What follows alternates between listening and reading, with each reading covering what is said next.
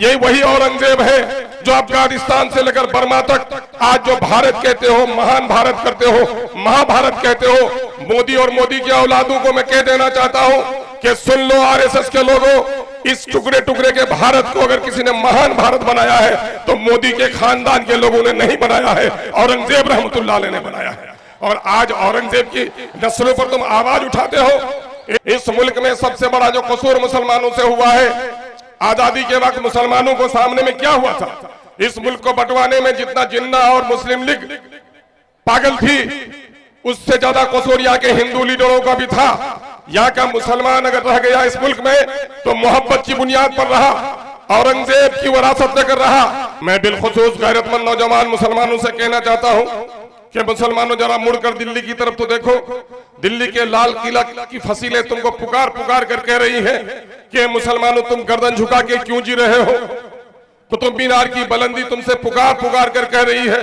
तुम्हारे बाप दादा की तादाद जब इस मुल्क में 5 से 7% थी, इस मुल्क का सुल्तान और बादशाह था, लेकिन आज तुम 15% होने के बावजूद इतने बेवजन क्यों हो गए हो? मोहसिन इंसानियत नबी मुकर्रम सल्लल्लाहु अलैहि वसल्लम का इरशाद गिरामी है, जिसका मफहूम है अनकरीब कौमें तुम पर टूट पड़ेंगी जिस तरह भूखा खाने पर टूट पड़ता है। साहबा ने अर्ज किया, या रसूलुल्लाह, क्या उस वक्त हमारी तादाद कम होगी? कहा नहीं, तुम गिनती में बहुत ज्यादा होगे। तो फिर या रसूलुल्लाह ऐसा क्यों होगा? कहा तुमको वहन की बीमारी हो जाएगी। कहा कि वहन की बीमारी है क्या रसूलुल्लाह? कहा मौत से गुरेज करने लगोगे और दुनिया से मोहब्बत करने लगोगे। मौत का मतलब सिर्फ तन से रूह का फना हो जाना नहीं है, मौत का मतलब हक के खातिर परेशानियों का मुकाबला करना भी है। और आज मुसलमान आज दूसरे के हाशिया बर्दारी में जीने का आदी हो गया है। इस मुल्क से, इस मिट्टी से हमारा रिश्ता रहा है। मुल्क जब आजाद हुआ था तो आजादी में जितनी गर्दनें नहीं कटी थी उससे ज्यादा गर्दनें कटी थी। मुल्क के बंटवारे के वक्त उससे ज्यादा बेटियों की माओं की इज्जत टूटी थी। मुसलमानों के लिए बड़ा अलमिया था। ठीक, मैं उसकी तमसील देता हूँ कि किसी घर में बेटी की बारात आई हो तो घर की खुशियों का आलम क्या होगा, लेकिन ऐन उसी वक्त बेटी की लाश, बेटे की लाश भी आए, जवान बेटे की लाश आए तो घर के गम का हाल क्या होगा। एक तरफ मुल्क को आजादी मिली थी, दूसरी तरफ मुसलमानों का एक बड़ा हिस्सा बटकर पाकिस्तान बना लिया। हिंदुस्तानी मुसलमानों के लिए गम और मुसीबत का मामला था। मौलाना आजाद ने कहा था कि मुसलमानों, अभी तुम्हारे लिए कोई सियासी जमात बनाने की जरूरत नहीं है, इन्हीं मुल्क की सियासी पार्टियों के साथ काम करो।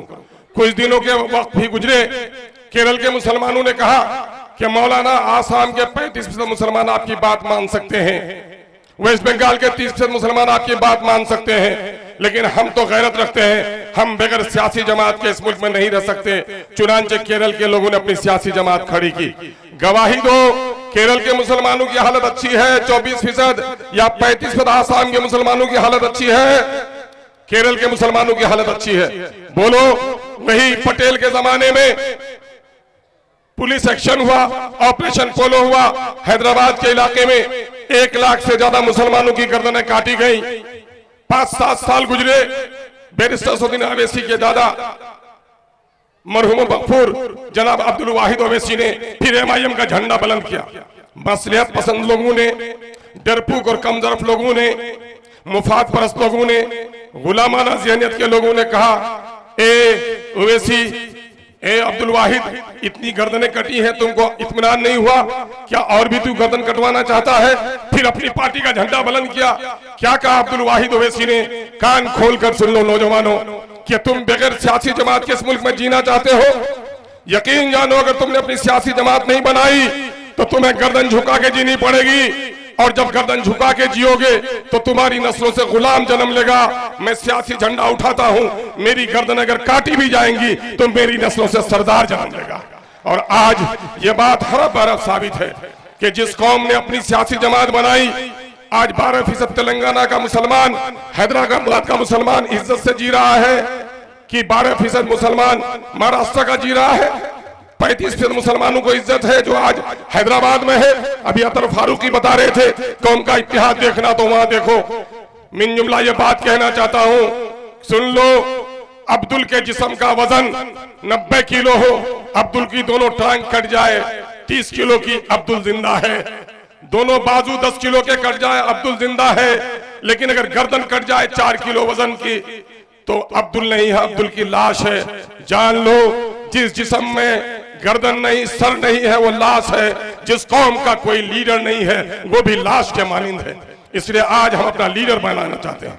हमने बिहार में नारा दिया है, हमारी पार्टी ने बिहार में नारा दिया है कि तमाम तर पार्टियों ने, ये आरएसएस और उसकी जिम्नी पार्टियां तुम्हारी गर्दन मंदिर मस्जिद का झगड़ा पैदा करके मुल्क को तबाह करना चाहती हैं, लेकिन सोकॉल्ड सेकुलर पार्टियां भी हमसफा नहीं करती। इसलिए हम लोगों ने एक नारा दिया है, आओ इस नारे को लगाओ, इनकलाब इनकलाब। आओ बिहार के एमआईएम का नारा लगाओ। सबने दिया, मैं जो बोलूं वही दोहराओगे।